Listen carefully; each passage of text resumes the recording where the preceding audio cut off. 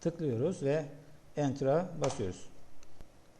Ve böylece gördüğünüz gibi kapıyı yaptık. Şekle bakalım, arada fark var mı?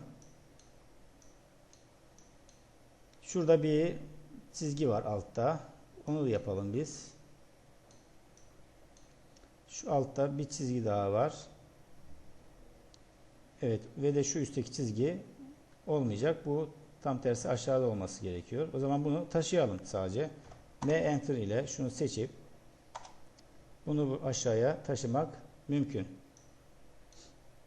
Ve böylece bu şekilde hallettik.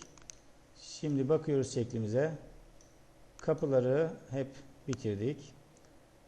Sadece şurada göze çarpan bir şey var arkadaşlar. Şu kesik çizgilerin aralıkları çok aşırı fazla gözüküyor. Bunu ayarlayabilmemiz için bir ayrıca komutumuz var. İnce bir ayar yapacağız buna.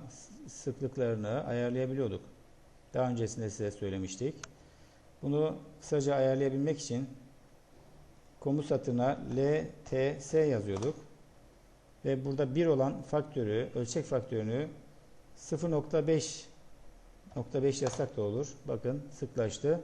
Tekrar istersek daha da sıklaştırabiliriz. 0.3 diyelim. Bu daha güzel, hoş geldi. Ve böylece bunun açılış istikametinde kesiklerini ayarlamış olduk. Buradaki kesik çizgilerin aralıklarının ayarları LTS, Line Type Scale ölçek komutuyla yapmıştık ama buradaki ayar hepsini gördüğünüz gibi etkiledi. Bu genel bir ayardır. Ayrıca bunların tek tek üzerine seçip özelliklerine göre de farklı ölçeklerde olmasını sağlamak mümkün. Onu ileriki şekillerde göstereceğiz. Evet, şeklimize bakıyoruz. Burada şöyle bir duvar olmayacaktı.